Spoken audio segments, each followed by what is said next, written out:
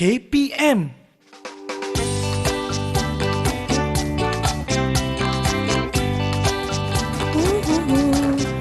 Okey, pensel dah ada. Pen teknikal pun dah ada. Apa lagi ya? Pisau ukiran pun dah ada. Cikgu banyaknya bahan-bahan kat sini. Ini apa cikgu? Oh, itu namanya kertas pasir ya. Oh, untuk apa kegunaannya cikgu? Okey, kertas pasir ni digunakan untuk melicinkan permukaan kayu pada ukiran kayu kita nanti. Oh, patutlah kasar je permukaannya cikgu. Betul ya. Cikgu, kalau tengok bahan-bahan dah banyak ni, apa yang kita nak buat dalam kelas hari ni cikgu? Okey, dalam kelas kita hari ini kita akan melukis lakaran motif bagi menghasilkan ukiran kayu. Wow, dah tak sabar ni. Jom cikgu. Jom, tapi sebelum tu kita kena kemas dulu. Boleh, jom.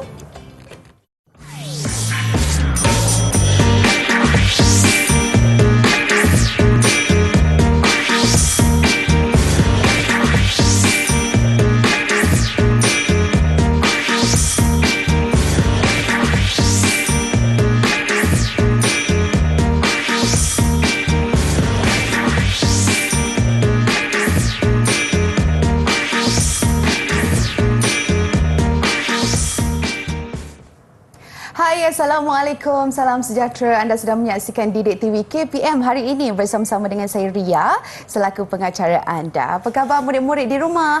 Kita doakan dalam keadaan yang sihat sejahtera. Ingat pesan Ria selalu, jaga diri, jaga kesihatan, okey? Dan hari ini kita nak teruskan dengan slot menengah atas bagi mata pelajaran pendidikan seni visual. Dengan itu Ria ingin mengalu-alukan sekali lagi kedatangan Cikgu Juraiti Mokhtar. Assalamualaikum Cikgu, apa khabar? Waalaikumsalam. Sihat, Ria?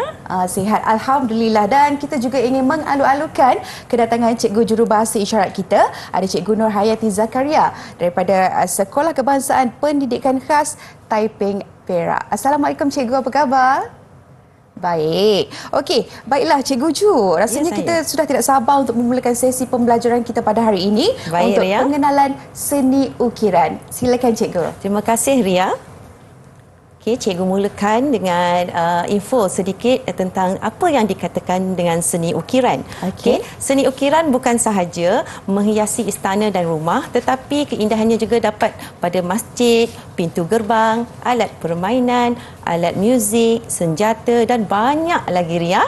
Okey, tapi sedikit info yang ingin cikgu kongsikan, setiap daripada seni ukiran kayu ada falsafahnya yang tersendiri, Ria. Wow.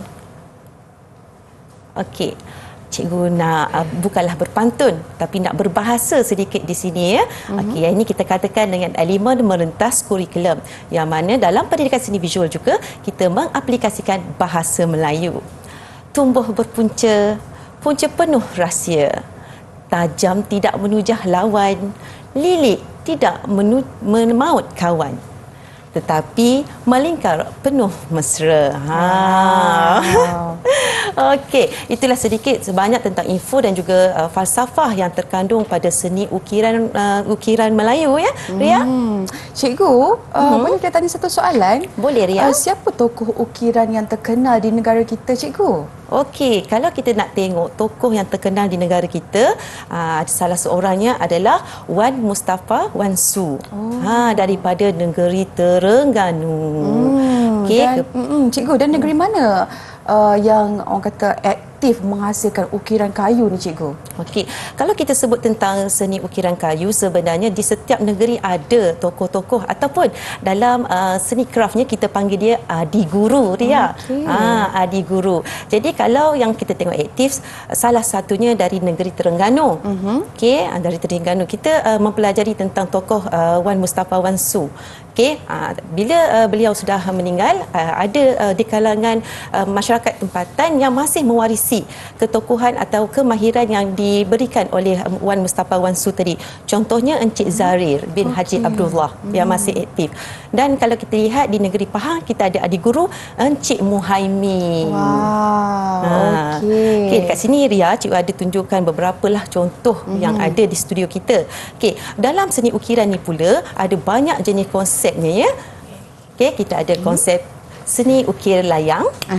Kita ada juga seni ukiran tebuk timbus. dan kita akan mempelajari ada falsafah dan juga bagaimana silat untuk seni ukiran tu dihasilkan. Okey. Baiklah, itulah dia serba sedikit untuk pengenalan seni ukiran. Kita nak rehat dahulu sebentar. Kita kembali lagi selepas ini.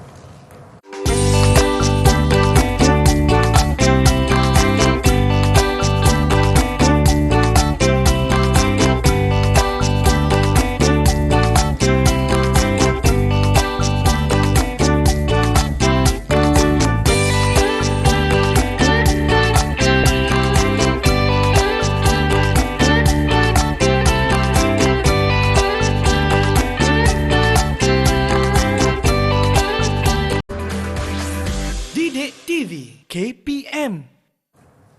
Hai murid-murid, jom kita masuk kelas. Hari ini kita dalam slot menengah atas bagi mata pelajaran pendidikan seni visual. Dan Ria masih lagi bersama-sama dengan Cikgu Ju. Kita nak teruskan Cikgu dengan persepsi seni. Silakan. Okey, terima kasih kembali Ria. Kan cikgu teruskan dengan persepsi seni, iaitu dari segi aspek bahasa seni visual. Okey, dalam aspek bahasa seni visual terdapat banyak prinsip dan juga asas seni reka pada seni ukiran kayu. Contohnya yang pertama adalah garisan, ada rupa, bentuk, ruang, jalinan, harmoni, irama dan pergerakan dan juga kesatuan. Ria. Okey. Ria ada apa-apa nak tanya tak tentang aspek bahasa seni yang ada di situ? Kalau tengok daripada rupa tu macam mana Cikgu? Okey, rupa tu apabila kita melakar sesebuah motif untuk menghasilkan seni ukiran, kita mesti nak tahu motif apa yang kita nak lukis, betul tak? Dari segi motif itulah kita menghasilkan rupa. Contohnya rupa bunga, rupa buah dan sebagainya. Okey. Cikgu teruskan lagi Ria. Berikut merupakan alat dan bahan untuk menghasilkan seni ukiran kayu. Yang pertama, seni ukiran perlu menggunakan peralatan yang sesuai bagi memastikan proses mengukir berjalan dengan lancar dan dapat menghasilkan motif yang menarik. Kesemua alatan yang digunakan dalam proses penghasilan ukiran mempunyai fungsi tersendiri. Ria tahu tak apakah contoh-contoh alat yang dan bahan yang digunakan? Rasanya pahat Cikgu. Betul Ria. Jadi sebab Ria dah betul jawab soalan cikgu, cikgu nak bagi bintang dekat Ria. Wah, terima kasih Cikgu. Sama-sama. Dapat 1 bintang. Okey, boleh cikgu teruskan Ria? Boleh. Okey, seterusnya, inilah alat-alat dan juga bahan yang digunakan untuk menghasilkan seni ukiran kayu. Contoh yang pertama tu apa dia, Ria? Yang pertama Cikgu, itu macam mesin je Cikgu. Betul, kita menggunakan mesin jigsaw ya. Yang kedua, kita menggunakan pahat. Tadi ada Ria sebut pahat. Itulah rupa pahat yang kita gunakan. Seterusnya, kita menggunakan gergaji kecil untuk memotong bahagian-bahagian kecil pada ukiran kayu. Okey. Seterusnya, kita menggunakan gadin kayu. Gadin kayu ni berfungsi sebagai tukul. Ria tahu tak tukul?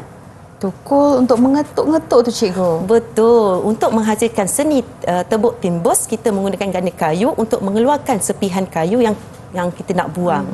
Okey, seterusnya kita menggunakan kikir pari dan yang seterusnya kita menggunakan daun apa tu? Mempalas. Pernah jumpa tak Ria? Rasanya macam tak pernah jumpa Cikgu. Okey, daun mempalas ni fungsinya sama seperti dengan kertas pasir. Tujuannya untuk melicinkan permukaan kayu kita. Okey, seterusnya Ria, cikgu teruskan lagi dengan ketam kayu. Kebiasaan kita dah guna ketam kayu ni, okey, untuk buat rumah dan sebagainya. Tapi untuk menghasilkan seni ukiran kayu, kita masih menggunakan ketam kayu. Okey, seterusnya kita menggunakan getar ataupun cetar. Susah nak jumpa, melainkan orang yang mengukir je ada ya. Dan seterusnya kita menggunakan pisau wali. Comel ke pisau tu? Cikgu. Okey. Seterusnya, ini bahan yang digunakan. Tentu sekali kita menggunakan kayu. Dan kayu ni ada banyak jenis. Okey, kita ada kayu jelutong, kita ada kayu merbau, ada kayu cengal dan juga kayu meranti.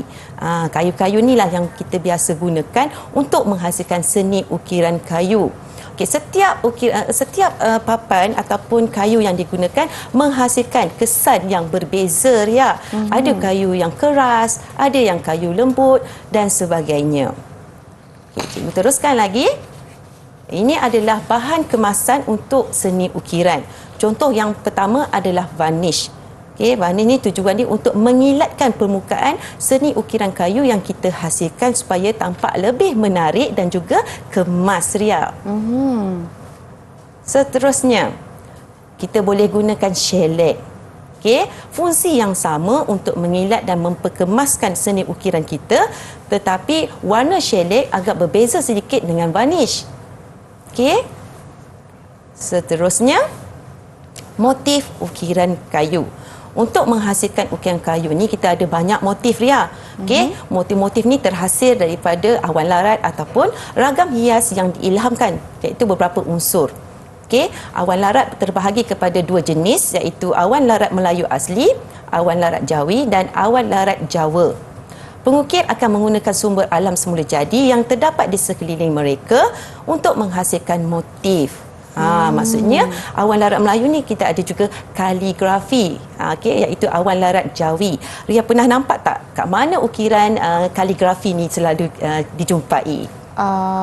Kalau Ria kaligrafi ya cikgu? Ya, betul. Selalunya macam dekat masjid cikgu. Betul. Pandainya Ria ni. Kalau macam ni cikgu nak bagi 1 bintang lagi untuk Ria. Terima kasih cikgu. Sama-sama. Betul. Kaligrafi biasanya dijumpai di masjid ataupun rumah-rumah ibadat. Okey. Seterusnya, okey. Dalam seni ukiran terdapat 3 motif yang biasa digunakan oleh pihak pengukir. Yang pertama adalah motif flora, yang kedua motif fauna dan juga motif kosmos. Okey. Yang dipaparkan depan kita ni adalah motif flora. Okey. Apa yang Ria tahu mengenai flora? Kalau flora ni dia berdasarkan bunga-bungaan cikgu. Betul tak? Betul. Saya rasa sebelum saya tanya soalan ni, Ria dah baca buku dulu kot. Sebab tu boleh jawab semua soalan cikgu. Cikgu bagi 1 bintang lagi untuk Ria. Terima kasih cikgu. Sama-sama. Betul. Apa yang Ria beritahu tadi, memang flora tu berkaitan dengan bunga-bungaan. Okey, kalau dalam ukiran motif Melayu kita terdapat banyak motif bunga ya. Contohnya bunga kiambang, ya, ada bunga kangkung, ada macam-macam bunga cempaka dan sebagainya. Okay, yang mana bunga-bunga ini akan diolah menjadi motif sesebuah ukiran. Okey, cikgu teruskan lagi. Ini motif fauna. Kalau flora tadi kita berkaitan dengan bunga-bungaan, tumbuh-tumbuhan, sekarang ni motif fauna berkaitan dengan haiwan. Okey. Contohnya dalam motif menghasilkan motif karya seni ukiran Melayu, kita mempunyai motif kepala cicak. Agak janggal bunyi ya. Biasa kita tengok je cicak, kita tak tahu yang kepala cicak tu boleh dijadikan motif untuk menghasilkan ukiran kayu. Okey, ada juga ukiran itik pulang petang. Tadi ada Ria bagi tahu nampak dekat rumah tradisional. Okey, kalau itik pulang petang ni biasanya terdapat pada ukiran di bahagian pipih rumah tradisional Melayu lama. Okey, cikgu teruskan. Yang ini pula adalah motif kosmos, okey, yang menggunakan unsur alam seperti matahari, bulan, bintang, awan yang bergerak, bukit bukau, ombak dan juga sebagainya. Okey, kalau Ria tengok pada skrin yang dipaparkan, motif matahari terdapat di bahagian bumbung rumah tradisional. Okey, kat situ pun kita boleh tengok motif awan boyan, okey, ada awan semayang dan juga motif awan telepuk. Okey, ini antara contoh-contoh motif lah. Dan seterusnya motif kaligrafi. Okey, tadi kita kata motif kaligrafi ni terdapat di masjid. Okey, betul lah Ria ya. Okey, menggunakan tulisan Arab dan tulisan Jawi daripada Al-Quran, kedatangan Islam menjadi asas perkembangan seni ukiran kaligrafi. Okay, seni ukiran bermotifkan kaligrafi diolah bersama dengan motif flora dan geometri. Okay, kaligrafi ini mempunyai makna tertentu, tidak melibatkan unsur fauna tetapi hanya melibatkan unsur flora. Okey Ria, cikgu nak beritahu di sini, kalau sekiranya kaligrafi ini digunakan untuk menghasilkan motif, kita tak boleh combine, kita tak boleh campurkan dengan motif fauna ya. Kita hanya boleh menggunakan motif flora bersama dengan kaligrafi. Contohnya untuk diletakkan di masjid dan sebagainya. Okey, seterusnya pola ukiran kayu. Yang ini cikgu nak terangkan sedikit apakah pola yang dihasilkan melalui penghasilan teknik dan proses menghasilkan seni ukiran kayu. Okey, pola ni adalah bentuk diagram ataupun model yang digunakan apabila menghasilkan sesuatu ukiran. Terdapat 3 jenis pola yang dihasilkan, iaitu pola bujang, pola pemidang dan juga pola pelengkap. Okey, Ria ada nak tanya apa-apa? Apa itu pola bujang, cikgu? Pola bujang tu dia berdiri sendiri. Okey, nanti cikgu akan tunjukkan contoh pola bujang. Okey. Ini adalah pola seni ukiran. Okey, pola bujang yang dikenali sebagai pola putu. Yang Ria tanya tadi kan, apakah pola bujang? Pola putu menunjukkan pola yang menggunakan motif tunggal. Dia tak berkaitkan dengan orang lain, dia hanya berdiri sendiri, dia tunggal ya. Selalunya pola bujang ini diambil daripada motif tumbuhan, kosmos ataupun objek lain. Okey. Cikgu teruskan lagi dengan pola seni ukiran pola pemidang. Okey, yang mana pola pemidang adalah pola yang berbingkai. Contohnya kalau kita tengok kat rumah tradisional Melayu, dekat bahagian rumah tu ada dia menggunakan pola-pola seni ukiran pemidang ni. Okey. Seterusnya pola pelengkap. Okey, pola pelengkap ni adalah merupakan bentuk ukiran yang lengkap dari segi motif dan gubahan yang hendak dihasilkan. Contoh gubahan lengkap ialah motif yang berunsurkan tumbuhan meliputi akar, batang, buah, dahan, daun, putik dan juga sulur. Okey, kat sini cikgu terangkan sedikitlah Ria ya tentang jenis ukiran kayu. Okey, contohnya ukiran layang. Okey, kita ada ukiran layang, ukiran tebuk timbul bersilat, ukiran tebuk timbus tanpa silat, ukiran tebuk tembus bersilat dan juga ukiran tebuk tembus tanpa silat. Okey, banyak tu. Betul, cikgu. Ya, ada nak tanya ke Ria? Itulah nak tahu juga perbezaan di antara ukiran-ukiran tu, cikgu. Okey, cikgu bagi satu contoh yang senang untuk Ria dan murid-murid di rumah untuk tahu apakah perbezaan antara jenis-jenis ukiran. Bila kita sebut tentang jenis ukiran layang ni, ukiran dihasilkan tidak terlalu dalam. Maksudnya sekadar layang-layang sahaja, tidak timbul. Okey. Sekadar membuang sebahagian motif yang diperlukan sahaja. Manakala yang tebuk timbus ni pula dibuang hingga menimbusi permukaan di belakang. Itulah perbezaannya Ria. Jadi cikgu teruskan lagi Ria. Inilah jenis-jenis ukiran. Kalau kita tengok kat situ, ukiran layang ni tak dalam kan? Dia macam kita melukis di atas satu permukaan yang rata sahaja. Betul. Tak 3D lah, tidak ada 3 dimensi dekat situ. Manakala kalau ukiran tebuk timbul tanpa silat, dia timbul. Tapi dia tak ada silat. Silat tu adalah macam bentuk ukiran yang ada pada permukaan sesuatu motif tu. Dia lebih halus lagi Okey, boleh tengok dekat situ. Dan seterusnya terdapat juga seni ukiran pada kaum lain. Okey, bukan orang Melayu saja Ria yang menggunakan seni ukiran kayu ni. Ada kaum lain juga mempunyai seni silat yang tersendiri, seni ukiran yang tersendiri. Contohnya kita tengok ya. Seni ukiran kaum Cina. Okey, bagi kaum Cina, kebanyakan ukiran yang digunakan dalam seni bina bertujuan untuk menyerikan ruang bangunan, menimbulkan ciri-ciri seni pertukangan yang mengagumkan. Contoh-contoh motif digunakan seperti naga. Betul tak Ria? Betul. Selalu Ria nampak tak kat mana motif naga digunakan? Kadang-kadang di toko. Ya, betul. Saya rasa ada ilmu lain yang Ria pakai ni. Semua jawapan cikgu betul. Jadi cikgu bagi satu lagi bintang untuk Ria. Terima kasih, cikgu. Okey, sama-sama. Okey, betul. Dekat tokong-tokong masih menggunakan tempat ibadat untuk seni ukiran masing-masing. Dan ada lagi, kaum India pun ada seni ukiran mereka yang mana lebih kepada berunsurkan ketuhanan. Contohnya ukiran bentuk gajah yang melambangkan kekuatan. Ukiran ini dapat dilihat pada pintu, dinding, tiang rumah dan juga kuil. Betul, cikgu. Betul. Biasa tak tengok ukiran kaum India ni? Ria pernah ke Batu Cave, cikgu. Tengok rumah ibadat mereka pun banyak ukiran-ukiran. Contohnya seperti gajah tadi. Betul. Memang cantik, cikgu. Betul. Kalau kita perasan, kebanyakan seni ukiran ini sangat memerlukan ketelitian. Betul. Fokus untuk menghasilkan sesebuah karya yang menarik. Okey, dan ada satu lagi, seni ukiran, jenis ukiran yang cikgu tunjuk dekat Sabah pun ada. Wow. Contohnya mereka menggunakan peralatan yang digunakan untuk menghasilkan ukiran lah. Contohnya dekat gambar yang cikgu pamerkan situ ada ya, iaitu parang bajau. Mereka menggunakan seni ukiran untuk menghasilkan sesuatu peralatan yang digunakan dalam kehidupan seharian. Okay, selain itu kat Sarawak pun ada motif-motif yang digunakan fauna dan juga flora. Okay.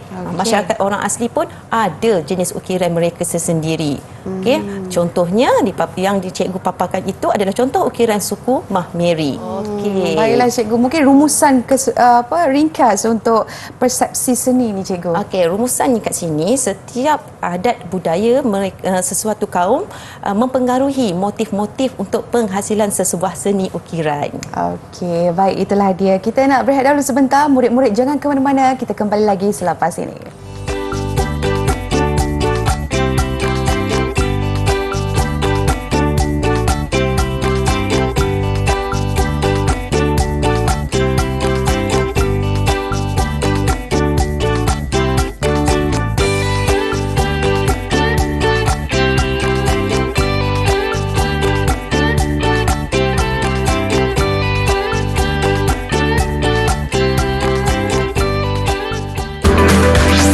Didik TV KPM.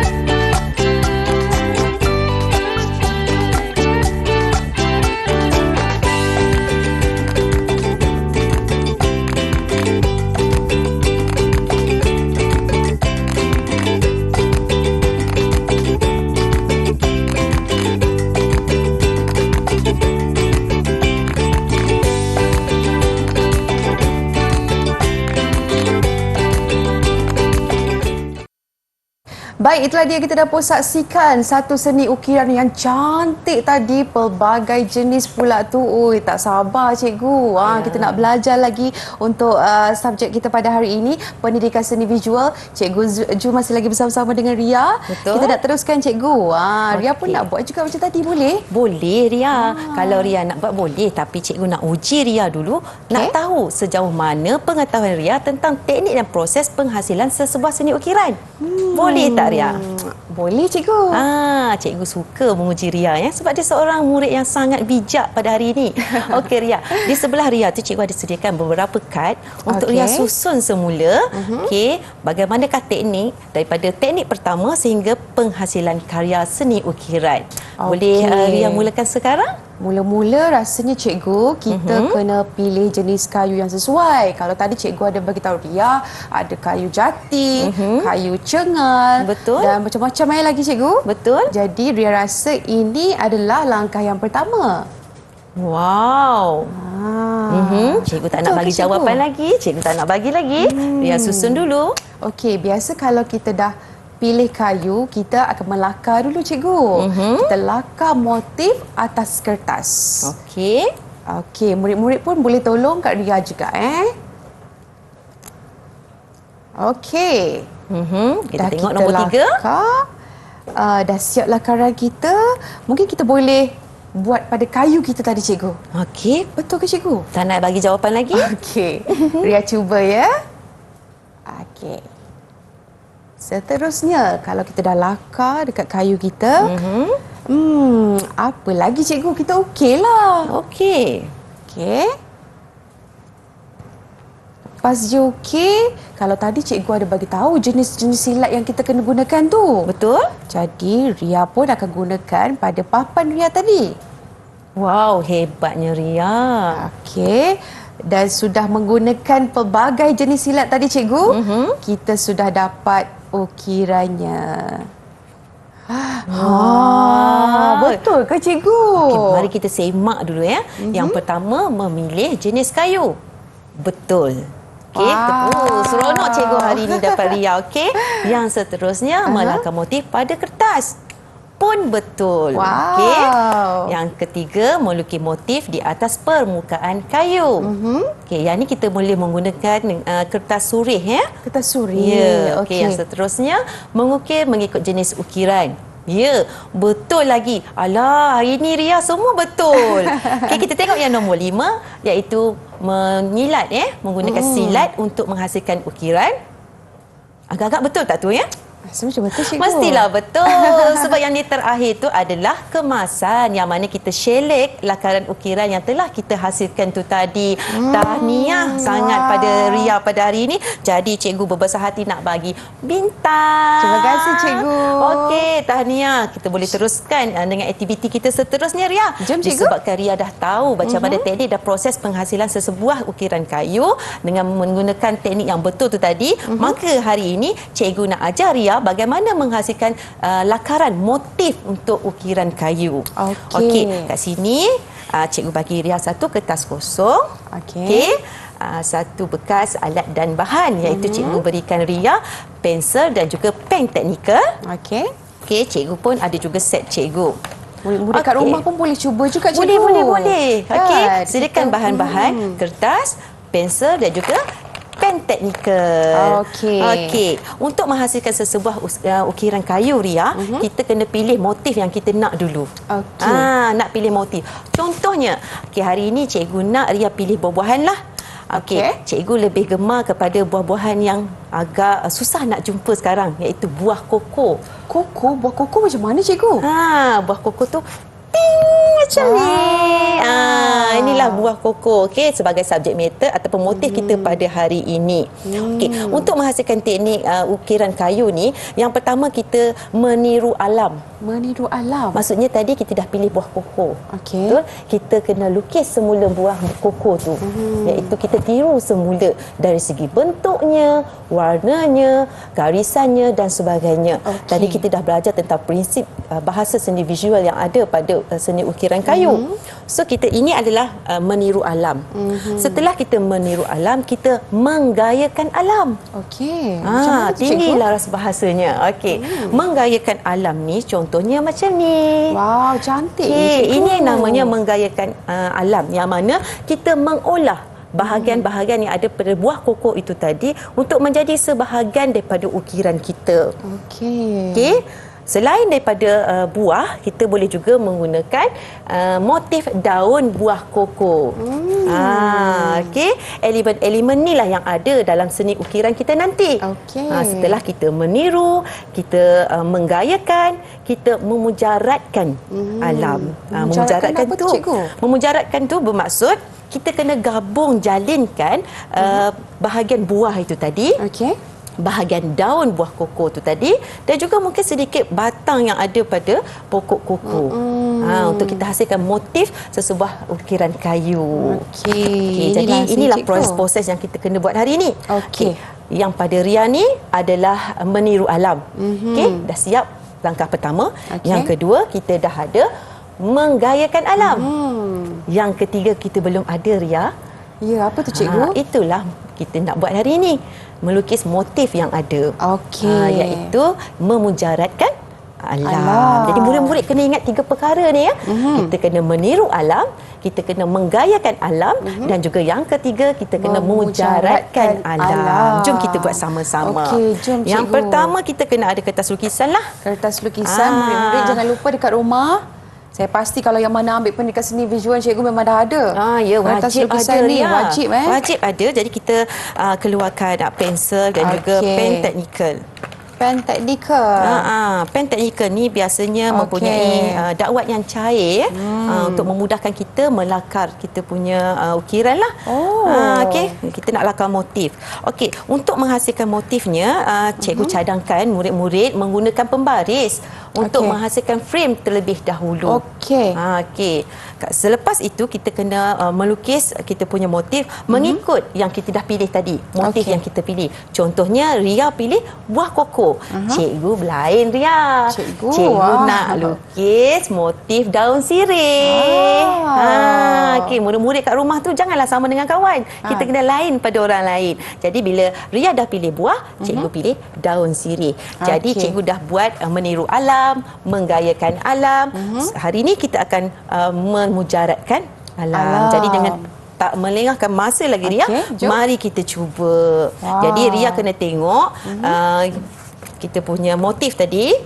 Okey, Ria kena gabung jalinkan motif ini menjadi satu motif yang menarik untuk kita lakar dan kemudian kita akan aplikasikan kepada blok kayu yang kita pilih. Okey, jom kita cuba Ria. Okey, jom. Wow. Semasa kita melakar ni Ria, perkara pertama kita dah gunakan sebenarnya asas seni reka iaitu garisan. Semasa kita membuat garisan ni, pastikan garisan yang kita buat tu kemas ya. Ya. Kemas. Okey. Dia kena berhati-hati juga cikgu. Betul. Ini untuk garisan ni kita panggil quality of line. Quality of line.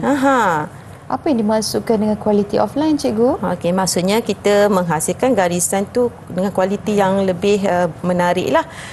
Dari segi kekemasannya, ketebalannya. Sebab garisan-garisan ni pun memainkan peranan yang penting untuk menghasilkan sesebuah karya kita.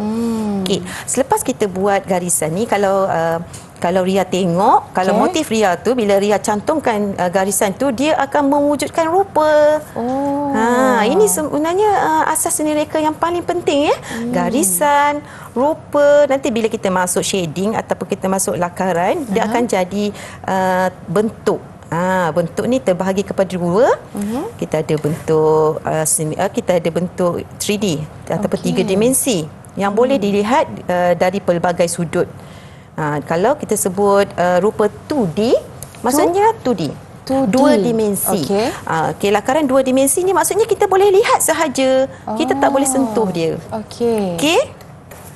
Seperti yang kita lakukan sekarang ni, cikgu, dipanggil lakaran? Lakaran 2D sahaja. 2D sahaja. Betul. Bila kita guna alatan untuk menghasilkan karya kita, barulah kita boleh sentuh. Betul. Kita punya karya tu ya, cikgu. Betul. Sebenarnya lakaran 3D ataupun 3 dimensi ni banyak terdapat pada tajuk arca.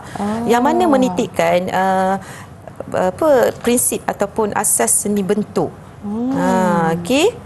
Untuk menghasilkan motif ni kita kena berhati-hatinya Ria. Sebab motif yang kita hasilkan sekarang kita akan aplikasikan pada permukaan kayu pula nanti. Kalau kita buat tak cantik masa lakaran motif, nanti masa dekat permukaan kayu pun tak menarik. Tak cantik. Seronok tak Ria melakar hari ni? Seronok, cikgu. Okey, kita teruskan. Kalau macam Ria tengah melakar buah koko ni, cikgu. Betul. Buah koko ni rasanya macam dah lama tak jumpa ni, cikgu. Betul, dia satu buah yang jaranglah kita nak jumpa kan. Kalau cikgu tengok buah koko sendiri, apa yang cikgu boleh kata gambarkan tentang buah koko ni, cikgu? Saya kalau buah koko ni Ria, kalau berkaitan dengan buah koko, yang pertama buah yang susah nak jumpalah.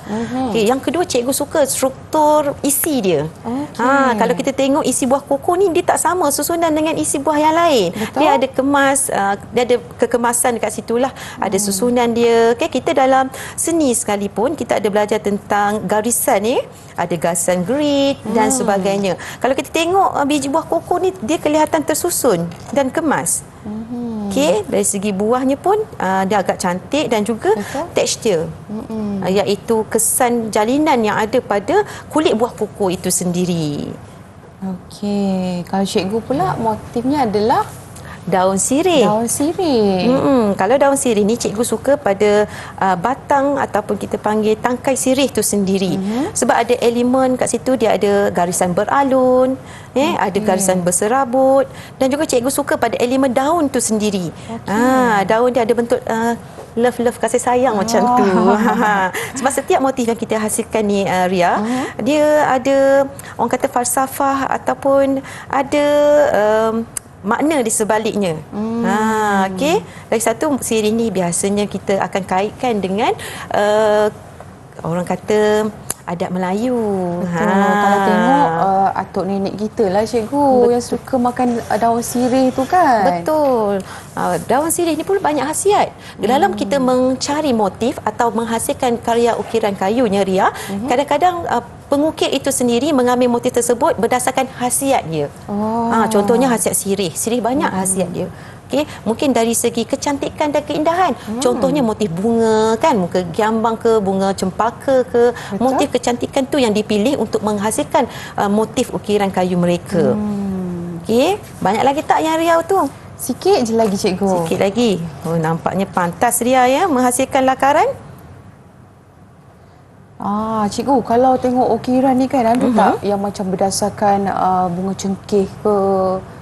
Ada. Herba-herba. Sebab tadi cikgu bagi tahu pasal kesihatan kan. Betul. Adakah mereka juga pengukir-pengukir di luar sana mengambil kira benda tu cikgu? Ada. Masih ada ataupun ada pengukir yang mengambil daripada herba-herba tu ya. Sebab macam cikgu bagi tahu tadi, kebanyakan pengukir ni memilih motif ni berdasarkan sifat-sifat tertentulah. Contohnya macam tadi cikgu kata sirih ni banyak khasiat kan. Begitu juga dengan cengkeh, bunga cengkeh. Kalau kita tengok sendiri elemen bunga cengkeh tu sendiri, banyak garisan yang ada yang wujud pada bunga cengkeh tu. Pada kita nampak agak menarik kan Ria?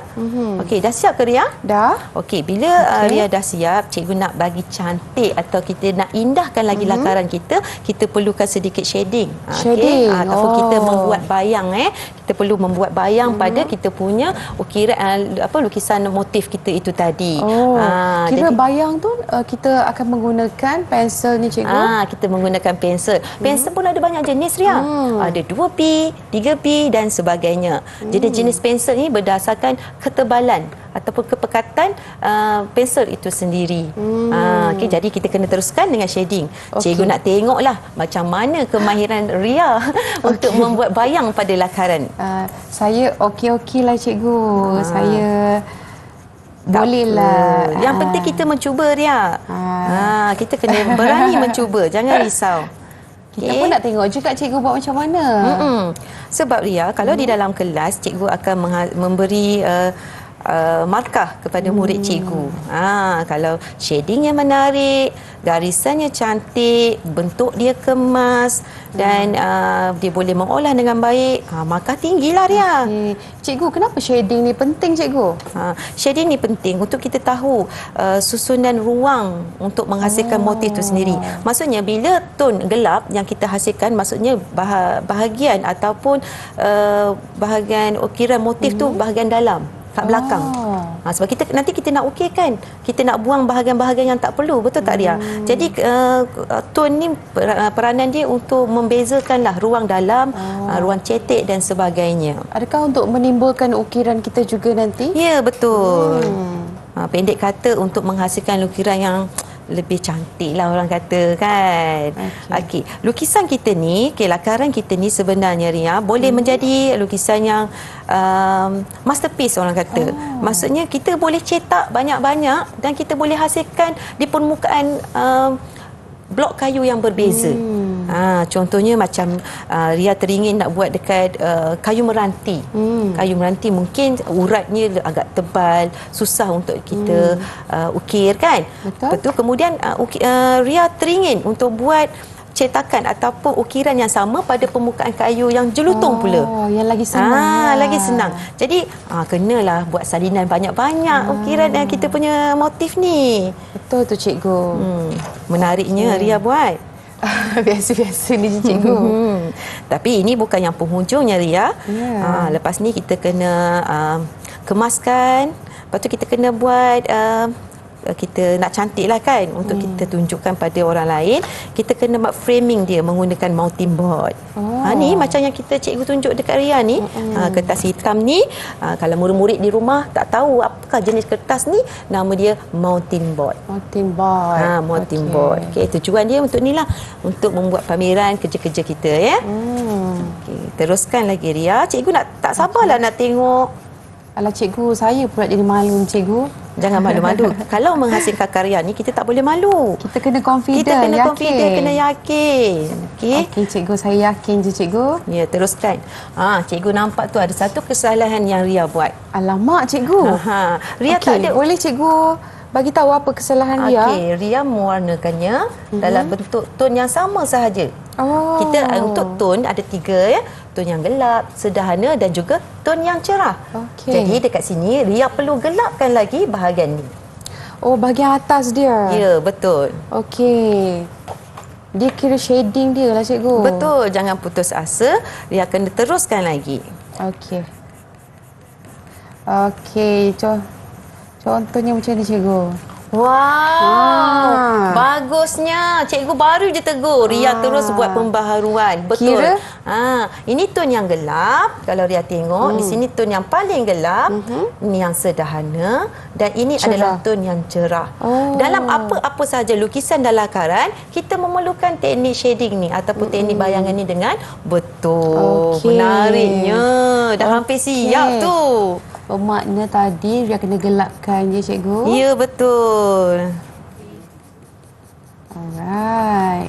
Wah, macam menariklah, cikgu, kita punya kelas kita pada hari ini. Ya, teruskan Ria. Seronok kan? Jadi pentingnya kita mempelajari teknik dan teknik dan proses penghasilan dengan penghasilan karya dengan betul. Okey, teruskan Ria. Cikgu jadi seronok tengok Ria shading lakaran tu. Menarik. Betul, cikgu. Saya try ya, cikgu, saya cuba. Teruskan Ria. Okey, cikgu dah siap ke? Belum. Sebab cikgu tengok Ria tu macam wow, hebatnya. Biasa cikgu kalau dalam bilik darjah, cikgu, kalau cikgu tengok murid-murid ni, murid-murid jadi berdebar, cikgu. Oh, ya ke? Jadi terketar-ketar ni. Ya. Alamak, cikgu tengok kita lah. Tapi ada juga murid yang ambil kesempatan. Oh. Dia duduk, cikgu, yang ni macam mana cikgu? Cikgu tolong, cikgu tolong. Lepas Cikgu pun layan. Cikgu tolong, sedar-sedar. Dah siap. Ada juga murid yang ambil kesempatan macam tu, Ria. Okey, cikgu, nampaknya kita dah kena menilai ni, cikgu. Untuk Tapi Ria cikgu- punya lukisan pada hari ini. Tapi cikgu tak nak nilai sekali lagi sebab Ria belum melengkapkan sepenuhnya lagi. Belum buat proses kemasan lukisan motif tu tak selesai lagi. Belum selesai lagi. Jom kita lengkap. Apa yang tak lengkap ni, cikgu? Sebab tu kat daun tu belum ada lagi ton dia. Oh, daun. Mana sini, cikgu? Ya, betul. Teruskan, Ria. Saya pun confused yang mana satu daun ni, cikgu. Okey, teruskan. Jangan mengalah ya, Ya, murid-murid. betul. Mungkin murid-murid boleh buat dekat rumah, lepas tu tunjukkan pada cikgu, kan? Betul. Teruskan. Kita rehat dulu ke, cikgu? Boleh. Okey, sementara dia dengan Cikgu Ju tengah melakar ni, murid-murid pun tengah buat juga tu. Apa kata kita rehat dulu sebentar, kembali lagi selepas ini.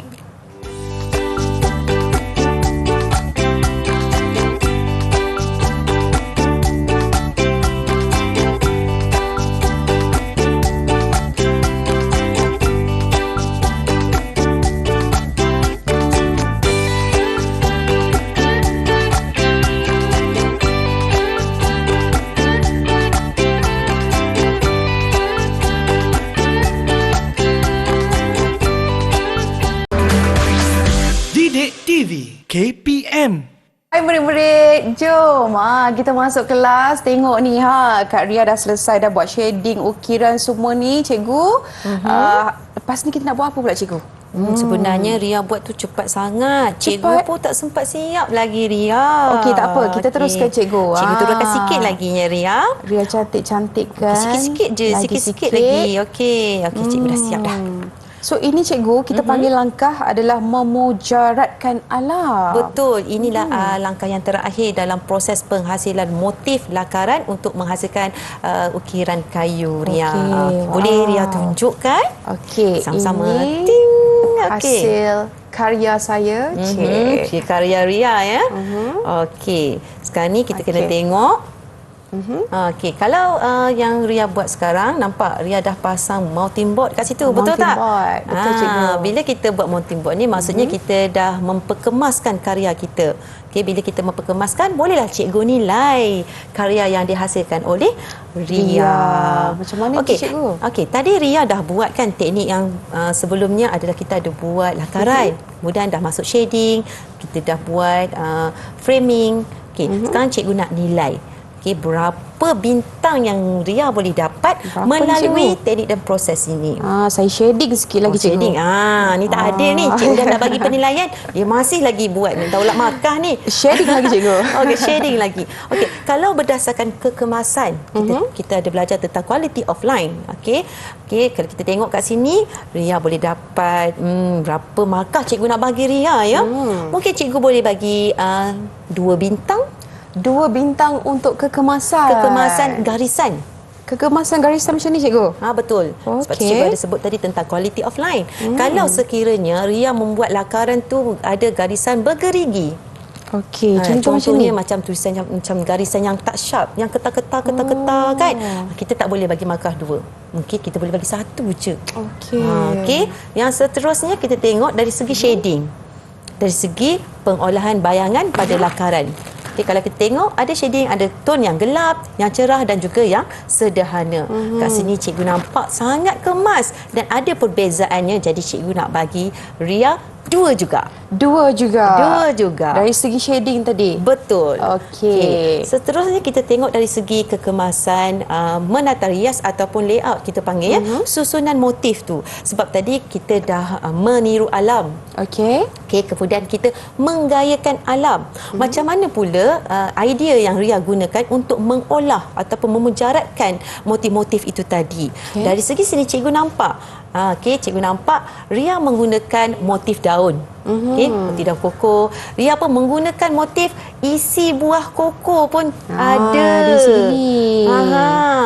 Jadi dari satu lagi sudut cikgu tengok adalah ruang. Seimbang atau tak Ria buat lakaran ni? Pada mata kasar cikgu nampak lakaran yang dihasilkan oleh Ria ni kelihatan seimbang sebab tak ada pun ruang-ruang kosong. Betul tak? Jadi cikgu nak bagi 2 markah untuk susunan ruang. Okey. 2 tambah 2 tambah 2. Berapa Ria? 5, cikgu.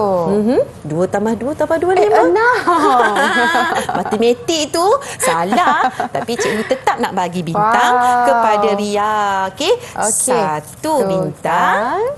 Okey. 2 bintang. Kasih, cikgu. Sama-sama 3 bintang. 3 bintang. 4 bintang. Okey. 5 bintang dan 6 bintang. bintang. Okey. Seronok sangat cikgu. Okey, itu untuk Ria punya. Jadi sekarang ni cikgu nak nilai apa yang cikgu buat. Tapi cikgu nilai dari aspek kalau murid yang hasilkan. Okey, kalau tengok lakaran yang cikgu sediakan ini, okey, cikgu tadi buat motif daun sirih. Okey, daun sirih. Dari segi garisan, dari segi garisan cikgu bagi dua markah lah. Okey. 2 markah sebab garisan yang dihasilkan kemas.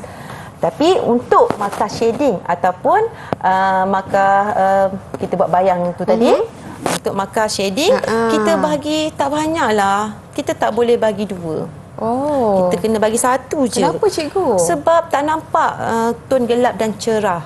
Okey, cikgu nak bagi 1 je Ria. Okey, dan yang seterusnya markah untuk ruang.